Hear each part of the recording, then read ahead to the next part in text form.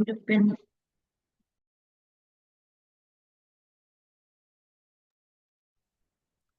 Udah bisa kita mulai ya, Bapak Ibu.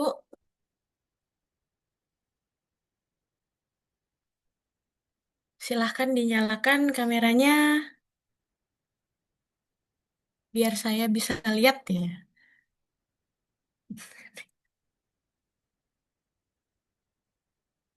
Hmm. Ah, sudah? Belum ada itu belum nyala kameranya. Bisa juga diganti ya backgroundnya yang udah di-share.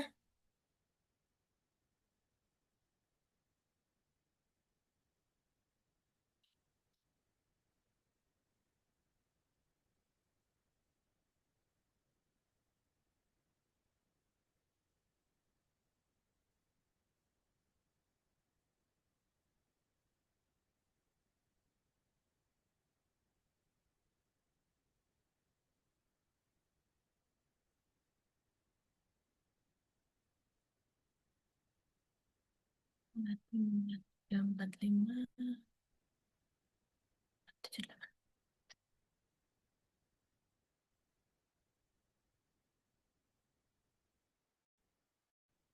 Baik, Assalamualaikum warahmatullahi wabarakatuh. Selamat siang dan terima kasih atas rekan-rekan yang sudah hadir pada Zoom penyuluhan anti korupsi hari ini dengan judul Anti Korupsi Integritas Tanpa Kompromi. Saya izin share screen dulu biar langsung kita mulai aja kegiatan hari ini.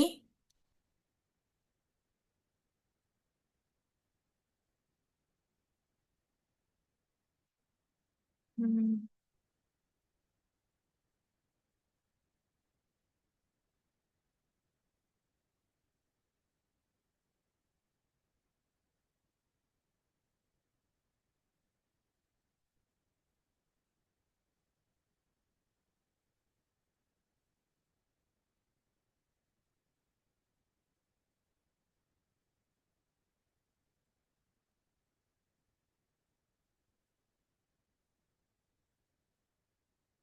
Baik, sebentar ada kesalahan teknis sebentar ya.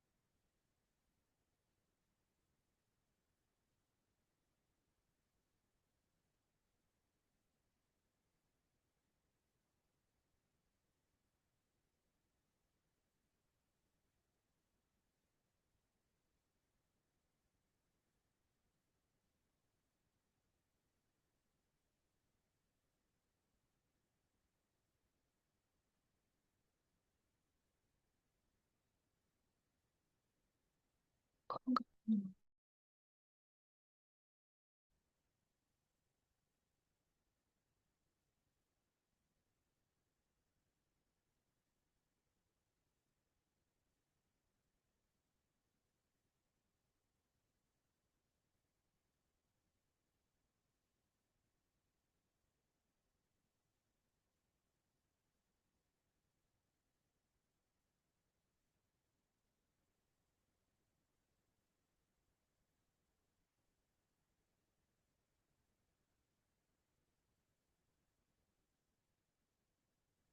Baik, sudah terlihat ya share screen-nya Bapak Ibu?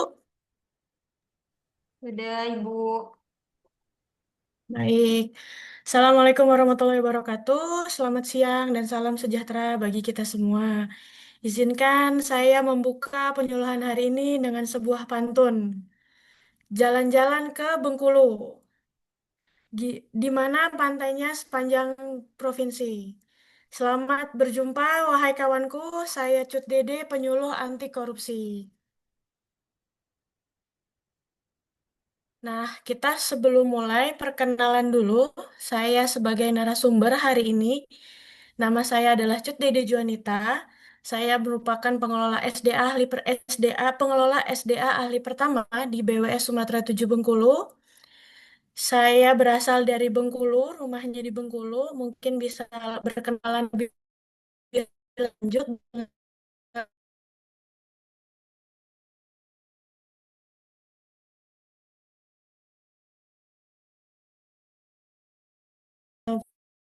follow medsos saya di @cutdedel pemahaman dasar mengenai konsep anti korupsi, meningkatkan kesadaran pegawai terhadap risiko penyuapan dalam pelaksanaan tugas sehari-hari, serta menginternalisasi nilai-nilai integritas, transparansi, dan akuntabilitas.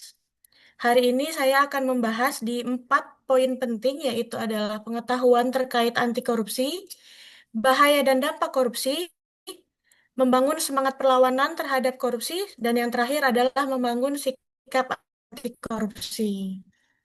Sebelum saya lanjutkan ke materi, mungkin Bapak Ibu bisa mengisi post pretest dulu untuk mengukur sampai sejauh ini tuh sudah sampai mana ya pengetahuan para master sekalian. Oh iya, saya ketinggalan. Saya itu hari ini akan memanggil Bapak Ibu sekalian ini dengan panggilan master. Panggilan master ini artinya adalah kepanjangan dari masih terus. Jadi filosofinya adalah kita setelah hari ini pun masih pasti akan terus belajar terus. Makanya panggilannya jadi master, masih terus belajar, masih terus melakukan penyuluhan, masih terus berintegritas. Jadi panggilannya selama kegiatan penyuluhan hari ini saya akan memanggil para Bapak Ibu sekalian dengan panggilan para master. Mungkin bisa diisi dulu pretestnya, akan saya tunggu selama 5 menit, baru nanti kita mulai materinya. Baik, silakan Bapak Ibu diisi dulu pretestnya.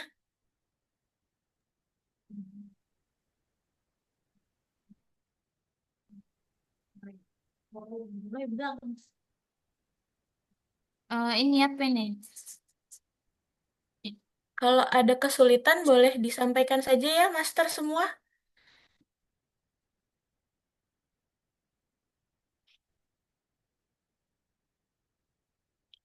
Kita mulai dari pukul 2:05 ya. Saya kembali lagi pada pukul 2:10. Silahkan diisi dulu.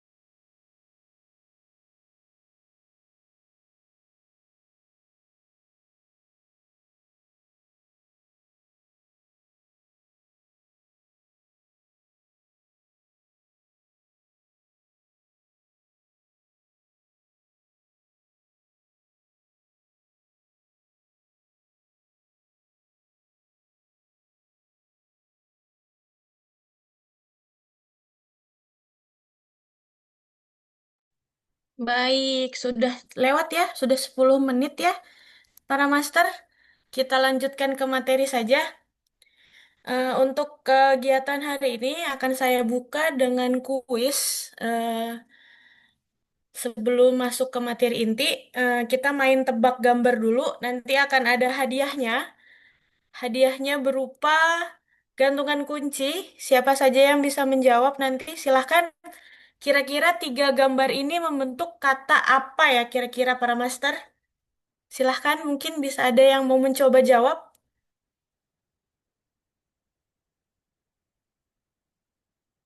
Tiga-tiga gambar ini membentuk kata apa?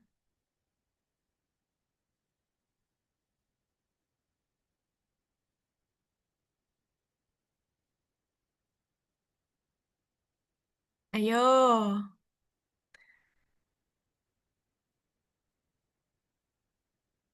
mungkin ada yang mau coba dulu? Master Yola? Master Zaki ya? Kira-kira tiga gambar ini membentuk kata apa?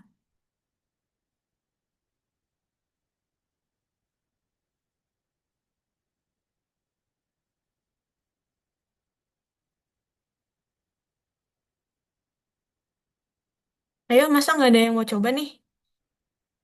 Master Roni mungkin Master Roni?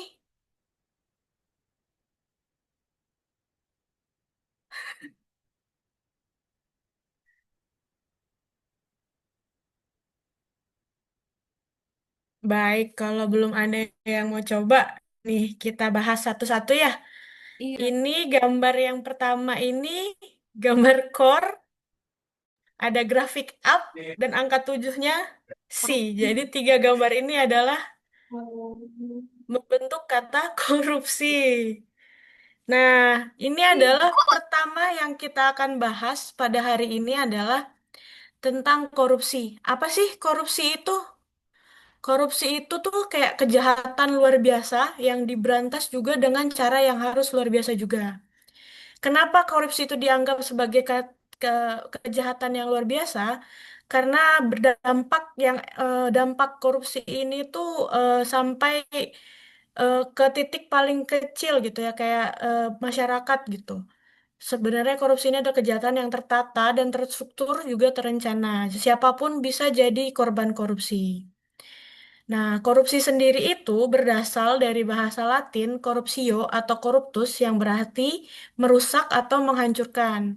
Jadi mengandung makna kebusukan, keburukan, kebejatan, ketidakjujuran, semua yang tidak baik ini itu asal katanya dari corruptio atau corruptus. Di Indonesia sendiri sudah ada dasar hukum pemberantasan korupsi. Pertama itu dimulai dari Undang-Undang Nomor 3 Tahun 1971. Ini adalah dasar awal pemberantasan korupsi. Kemudian ada TAP MPR ke-9 tahun 1998. Ini adalah tuntutan reformasi yang menuntut penyelenggaraan negara bersih dan bebas KKN. Nah, ada juga Undang-Undang Nomor 28 tahun 1999 tentang penyelenggaraan negara bebas KKN. Terus ini juga jadi undang-undang yang melahirkan Komisi Pemeriksa dan Ombudsman. Kemudian ada pada tahun 2021 ada Undang-Undang Nomor 31 tahun 1999, Join Undang-Undang Nomor 20 Jungto Undang-Undang Nomor 20 tahun 2021. Ini tuh ada definisi dan jenis tindak pidana korupsi. Terus tahun 2000 ada PP Nomor 71 tahun 2000, peran serta masyarakat dalam pemberantasan korupsi. Untuk lahirnya KPK sendiri itu dibentuk melalui Undang-Undang Nomor 30 tahun 2002. Kemudian ada juga Undang-Undang Nomor 15 tahun 2002 terkait tindak pidana pencucian uang dan lahirnya PPATK. Kemudian ada Perpres Nomor 54 tahun 2018 ini tentang Stranas PK fokus pada perizinan keuangan negara dan penegakan hukum. Pada tahun 2020 itu ada Perpres Nomor 102 Nomor tahun 2020 tentang supervisi KPK terhadap Polri dan Kejaksaan.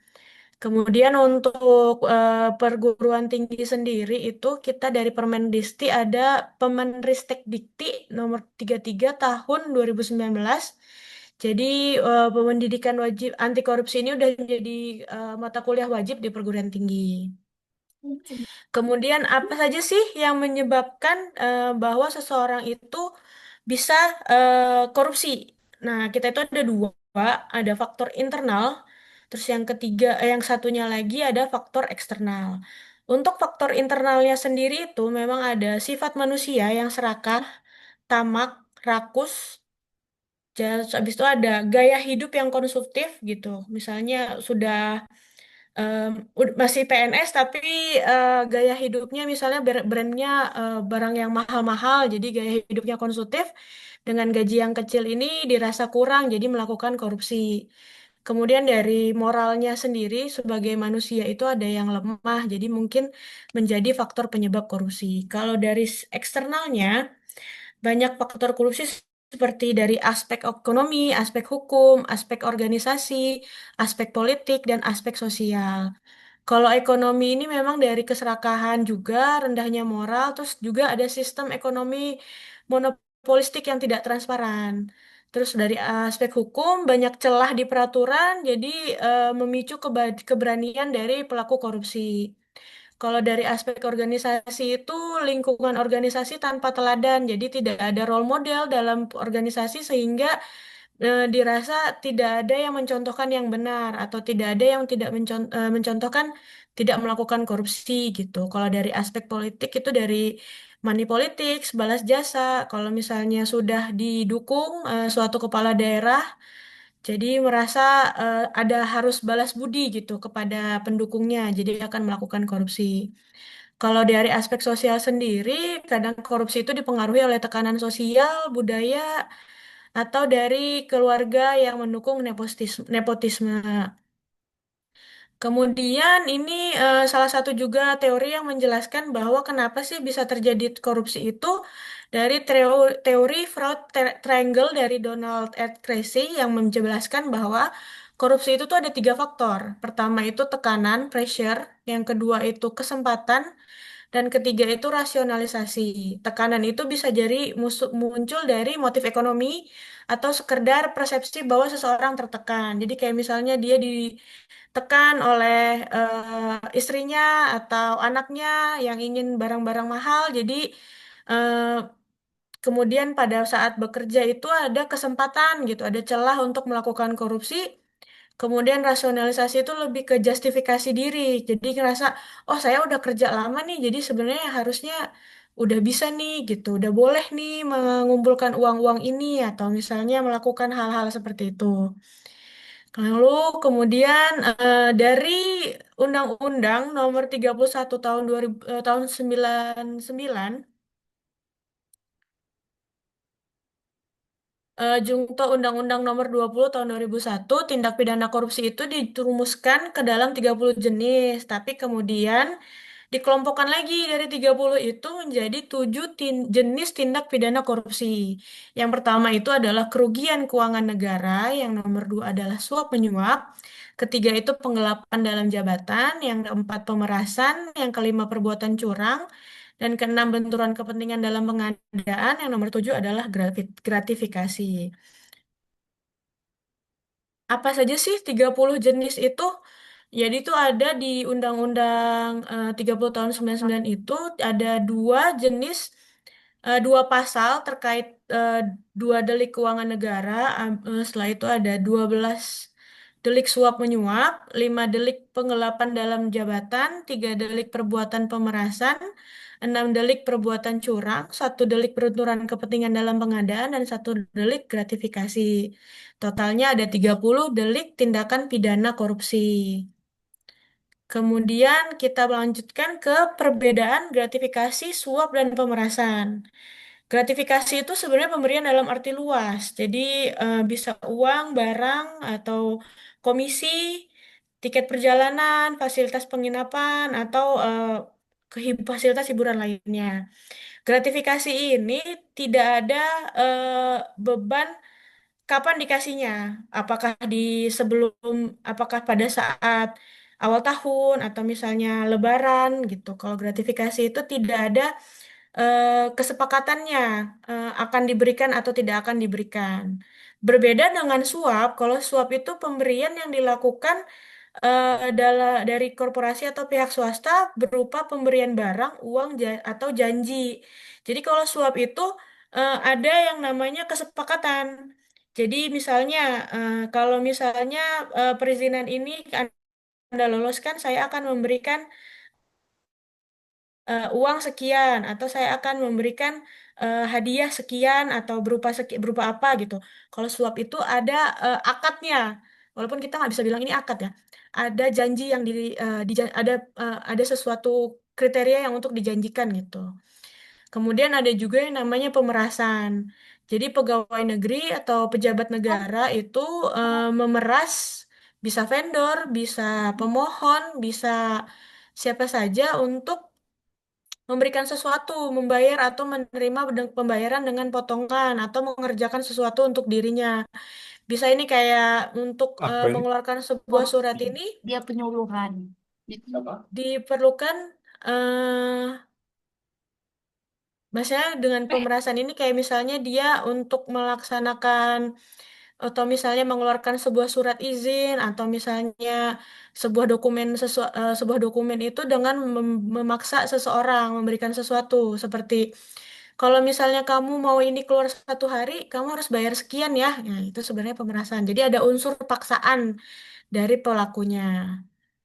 Kemudian ini kita akan lebih fokus ke gratifikasi dan suap hari ini. Untuk contoh gratifikasi itu seperti pemberian uang atau barang dari rekanan atau kontraktor. Kemudian pemberian tiket perjalanan. Padahal kita ada SPPD tapi masih diberikan tiket perjalanan gitu. Misalnya tiket pesawat, tiket kereta. Kemudian ada diskon khusus di luar kewajaran. Misalnya kita beli mobil di salah satu vendor. Kemudian setelah itu pembelian selanjutnya diberikan bonus yang tidak wajar. Ada lagi contoh gratifikasi adalah diajak nonton konser atau diberikan tiket konser oleh penyedia jasa atau rekanan atau vendor yang sudah berkontrak dengan kita. Tapi dari gratifikasi itu ada gratifikasi yang dikecualikan dalam pelaporan. Jadi ada 17 gratifikasi yang bisa dikecualikan dalam pelaporannya. Yang pertama itu adalah pemberian dalam keluarga. Bisa dari kakek, nenek, orang tua, mertua, suami atau istri, anak, paman, bibi, kakak, adik ya, sepanjang tidak terdapat kepentingan. Kemudian ada keuntungan atau bunga dari penempatan dana, investasi, atau saham pribadi.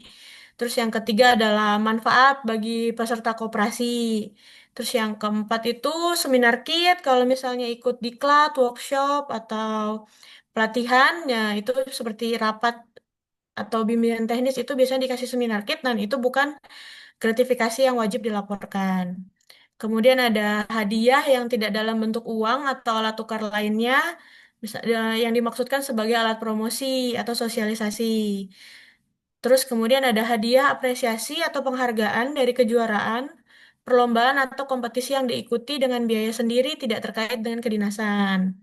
Ada juga penghargaan baik berupa uang maupun barang yang ada kaitannya dengan peningkatan prestasi kerja yang diberikan oleh pemerintah sesuai dengan peraturan perundangan yang berlaku.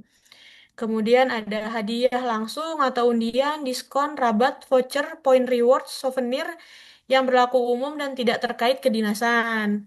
Kemudian ada kompensasi atau honor atas profesi di luar kegiatan kedinasan, sepanjang tidak terdapat konflik kepentingan dan tidak melanggar peraturan. Kemudian nomor 10 ada kompensasi yang diterima terkait kegiatan kedinasan seperti honor, transportasi, akomodasi, dan pembiayaan yang telah ditetapkan dalam standar biaya yang berlaku di instansi. Terus kemudian karangan bunga, ucapan selamat itu termasuk gratifikasi yang dikecualikan. Ada juga pemberian terkait pertunangan, pernikahan, kelahiran. Ini boleh tapi dibatasi. Jadi batasan nilainya adalah sebesar 1 juta per pemberi.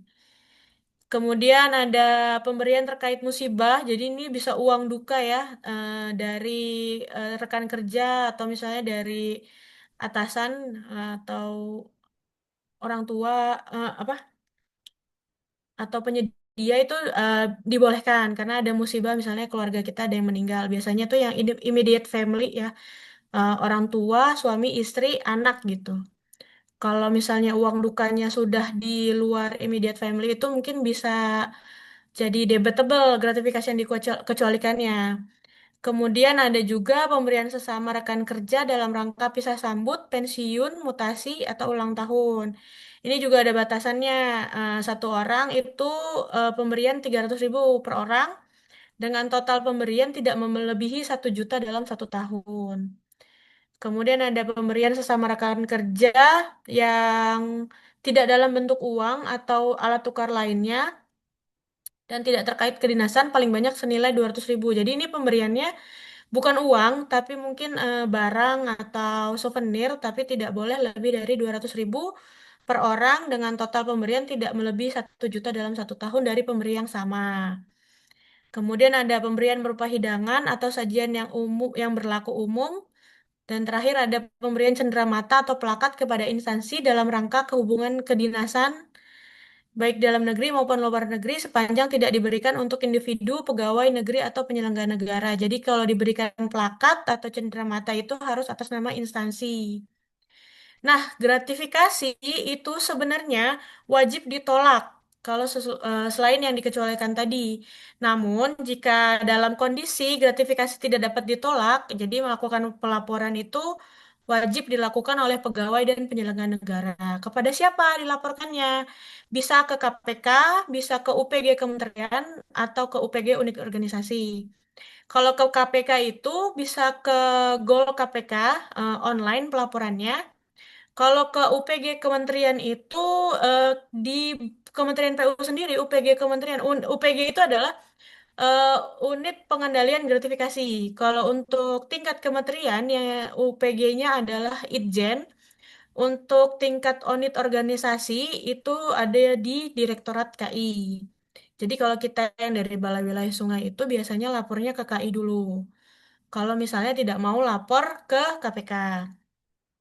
Batas waktu pelaporannya itu kalau langsung ke KPK paling lambat 30 hari kerja sejak diterima.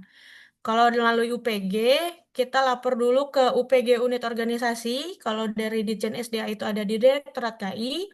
Kemudian nanti tuh paling lambat 10 hari kerja setelah gratifikasi diterima. Kemudian nanti dari UPG organisasi melanjutkan ke UPG kementerian paling lambat 5 hari kerja dan UPG kementerian dan menyampaikan ke KPK paling lambat 5 hari kerja. Sebenarnya kalau mau kalau berdasarkan contoh-contoh kasus yang sudah ada, gratifikasi itu termasuk tindak pidana yang dihukum paling berat. Kenapa? Karena kita itu setelah menerima gratifikasi, ini dalam konteks gratifikasi yang tidak ditolak ya, gratifikasi itu pada dasarnya harus ditolak dulu. Kalau misalnya tidak bisa ditolak, baru dilaporkan. Kalau dilaporkan kan dikasih waktu 30 hari. Kalau dalam 30 hari itu tidak dilaporkan, nanti kalau misalnya ada yang melaporkan, nanti jatuhnya langsung jadi pidana. Itulah kenapa daripada suap atau pemerasan, pidana gratifikasi ini putusannya lebih berat karena kita sudah diberikan kesempatan untuk melaporkan tapi tidak kita laporkan begitu.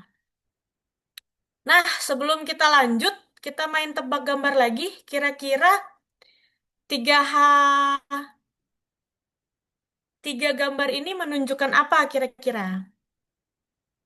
Ada yang mau jawab, Master sekalian? Lumayan loh, saya akan memberikan hadiah untuk yang bisa menjawab.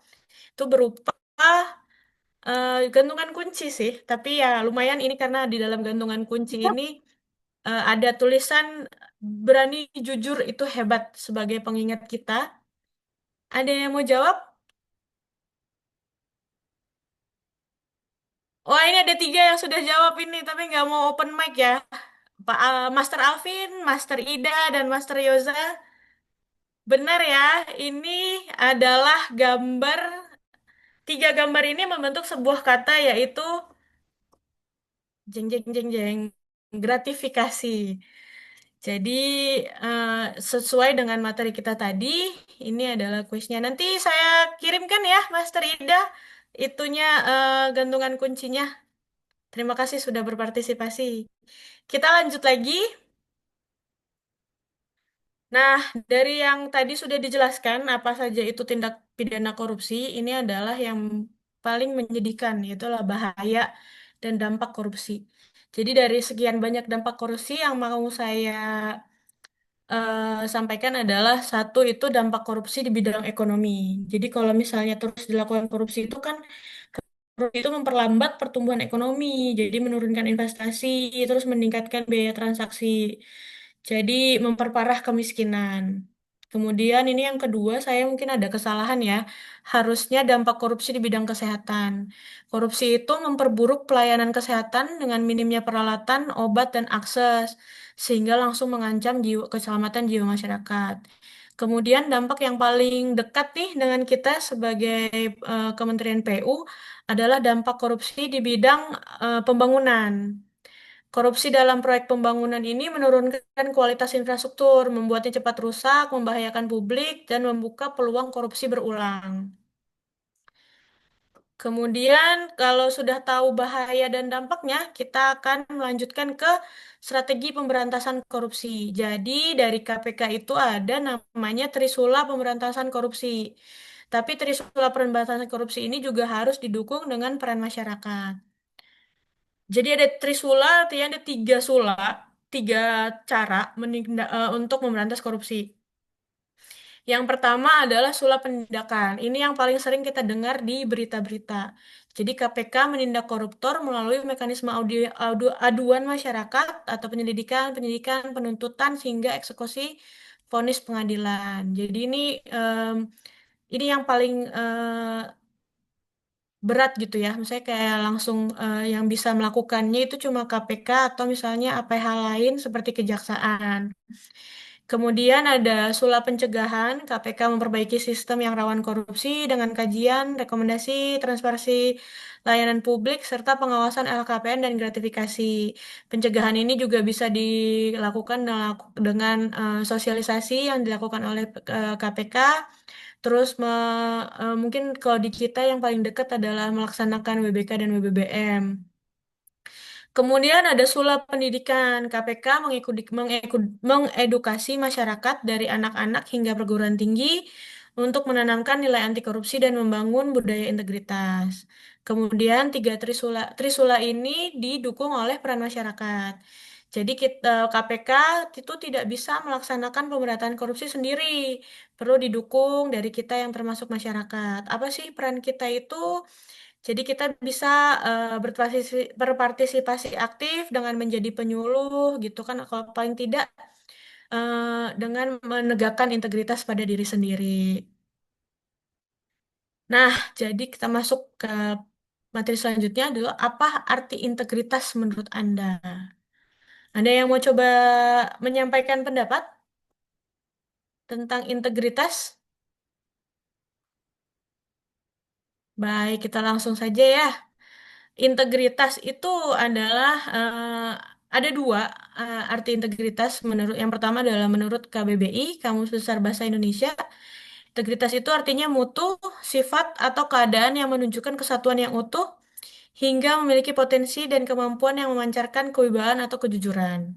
Terus yang kedua, menurut Kamus Kompetensi Perilaku KPK, integritas adalah bertindak secara konsisten apa yang dikatakan dengan tingkah lakunya sesuai nilai yang dianut. Nilai-nilai yang berasal dari nilai kode etik di tempat dia bekerja atau nilai masyarakat atau nilai moral pribadi.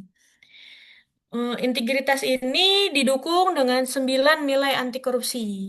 Itu biasanya jargonnya disingkat ada Jumat bersepeda atau misalnya kalau saya bikin sendiri yaitu berjumpa di kertas. 9 nilai anti korupsinya adalah berani, jujur, mandiri, peduli, adil, disiplin, kerja keras, dan tanggung jawab. Kita sudah berada di penghujung materi hari ini. Mungkin bisa kita dengarkan dulu. Ini ada video kalau Indonesia tanpa korupsi.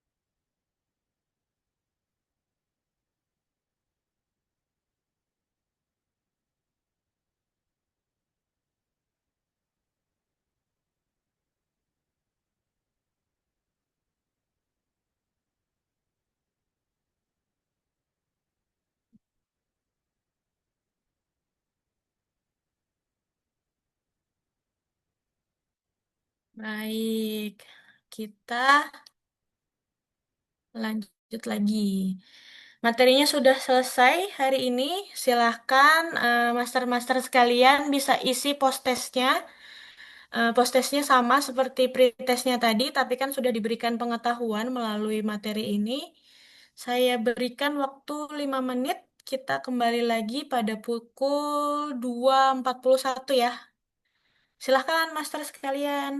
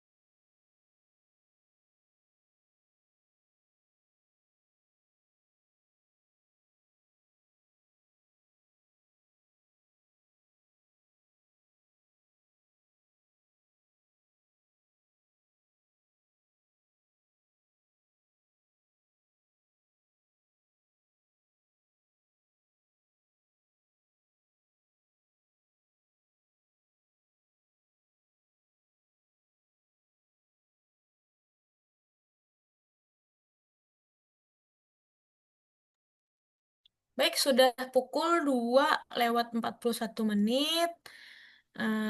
Terima kasih sudah mengisi post-testnya. Tapi jangan langsung leave dulu, Bapak Ibu. Nanti di link chat akan saya kirimkan link G-form untuk isi evaluasi hasil penyuluhan hari ini.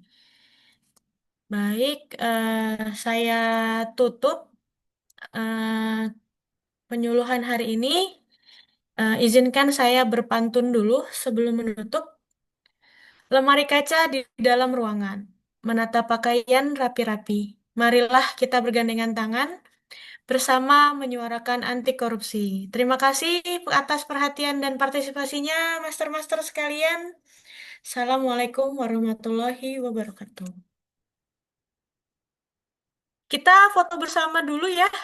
Mungkin bisa dinyalakan kameranya biar saya foto dari sini. Sebentar, kita screenshot. Baik, menghadap semua, menghadap ke depan semua, Bapak Ibu.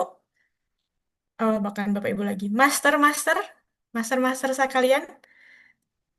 Satu, dua, tiga. Sekali lagi.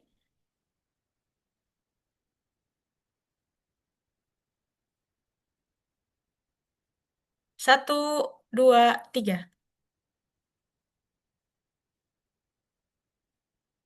Baik. Izin saya sampaikan di link ya, Bapak Ibu, untuk eh,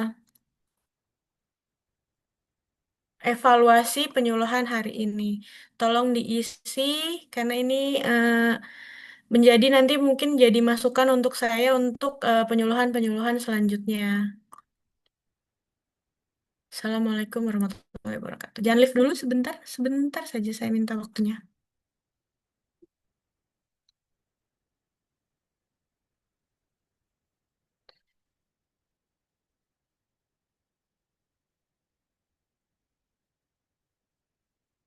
Silakan Bapak Ibu bisa diisi, bisa diklik di linknya.